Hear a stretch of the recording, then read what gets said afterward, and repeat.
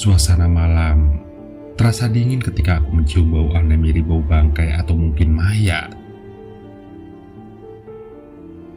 Bau tak sedap tersebut disusul dengan munculnya sesosok makhluk yang sekujur tubuhnya ditutupi kain putih yang sudah lusuh dan kumal. Cukup lama aku diam tegak berdiri bagaikan patung bernyawa.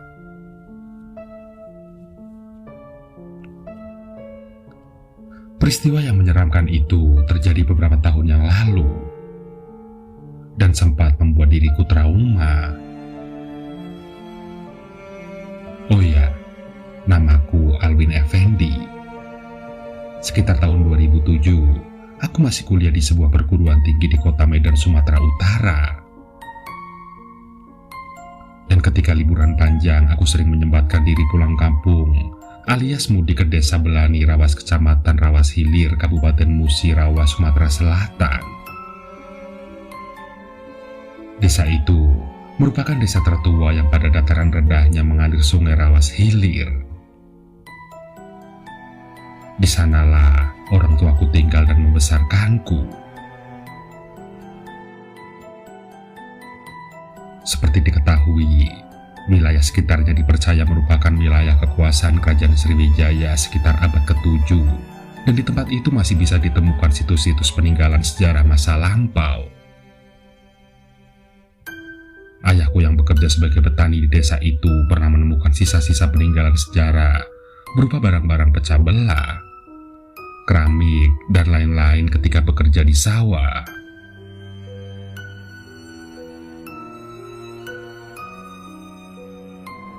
Sebagai mahasiswa yang selalu menekuni masalah-masalah atau fakta yang sifatnya rasional dan dapat dibuktikan secara ilmiah, aku selalu menjauhkan diri dari kepercayaan terhadap tahayul dan mistis.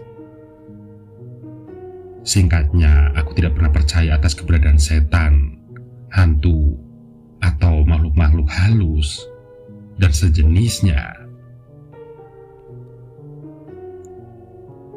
Ketika aku mudik hari itu, teman-teman sepermainan semasa kecil selalu datang berkerumun menemuiku. Biasanya mereka minta oleh-oleh atau buah tangan dari kota Medan yang terkenal dengan Bika Ambonnya. Sambil ngobrol dan bertukar informasi, teman-teman menyantap kue kenyal dan manis itu saling rebutan. Setelah itu, kami rame-rame ke surau. Sambil menunggu waktu sholat maghrib, seorang pria tua datang mengucap salam sambil bergabung dengan kami. Aku kurang mengenalnya. Namun teman-teman memperkenalkan orang tua itu sebagai seorang musafir dan sudah hampir sebulan menumpang tidur di surau. Beliau mengaku datang dari Aceh dan sejak seluruh keluarganya tewas dihanyutkan gelombang tsunami, kini hidup sebatang kara tanpa sanak saudara. Beliau lalu memutuskan untuk pergi meninggalkan tanah kelahirannya di Serambi Mekah itu. Pada saat yang sama, masyarakat desa sedang dihebohkan dengan munculnya sosok pocong setiap malam Jumat. Ada warga desa yang memastikan diri telah menyaksikan penampakannya. Konon, Pak Tua yang datang dari Aceh tersebut siap membantu masyarakat setempat untuk mengusir atau memindahkan pocong tersebut jauh-jauh.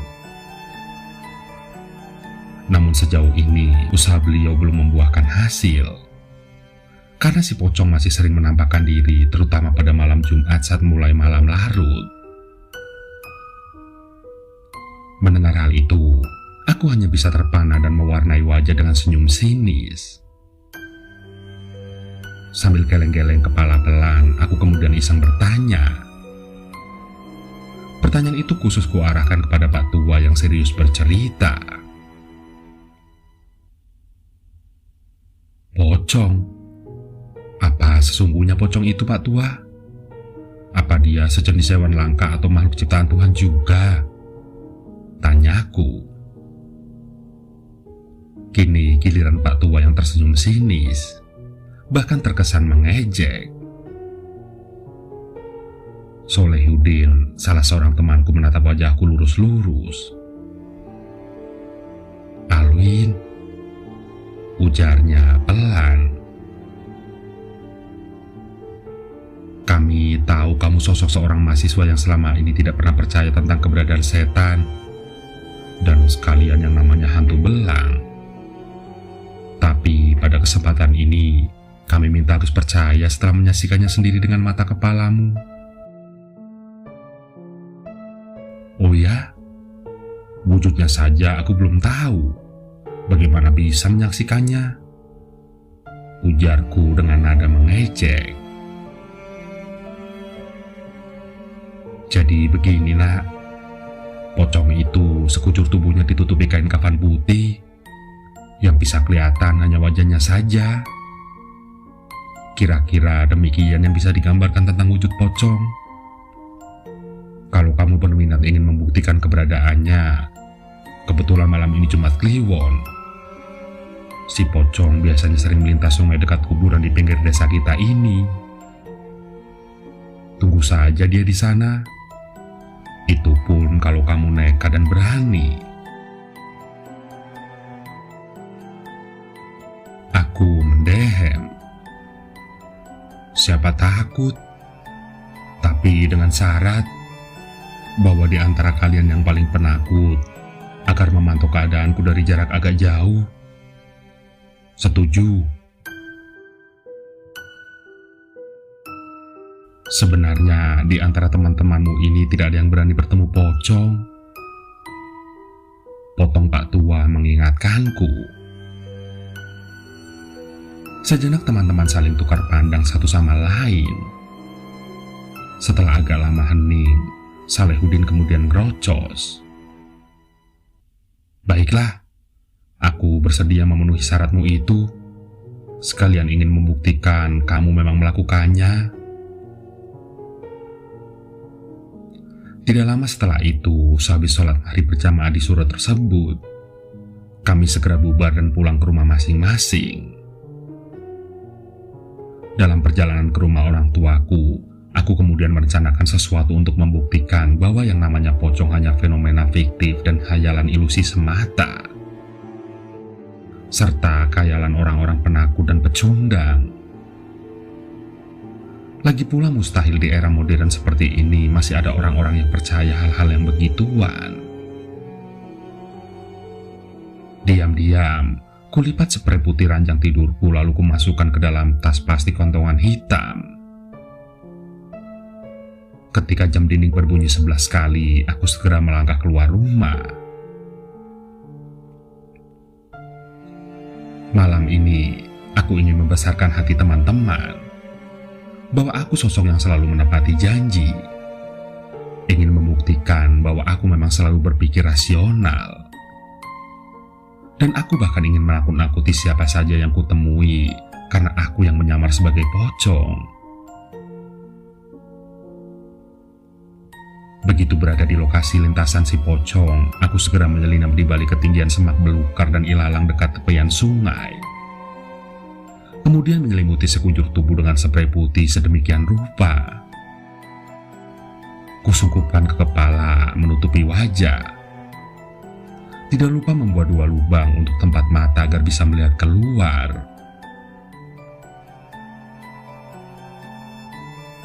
Waktu itu sudah lewat tengah malam, dan aku menunggu apa yang akan terjadi dan masih sembunyi di balik semak. Menunggu siapa saja yang lewat di sana untuk ditakut-takuti. Dapat kubayangkan, dia akan terkencing-kencing menyaksikan pocong-pocongan hasil rekayasaku. Aku masih menanti ketika terdengar sayup-sayup suara Salehudin berteriak keras. Pocong, pocong, tolong. Lama-kelamaan suara teriakan itu semakin jelas. Loh, apa yang terjadi? Gumamku dalam hati sambil keluar dari tempat persembunyianku, lalu melemparkan pandangan ke sekeliling. Alam sekitar gelap gulita. Pandanganku hanya terbatas pada jarak kira-kira 1 atau 2 meter saja. Untung aku membawa senter sehingga sinarnya mampu menyorot ke berbagai arah sesuai kehendakku. Suasana malam terasa dingin ketika aku mencium bau aneh mirip bau bangkai atau mungkin mayat.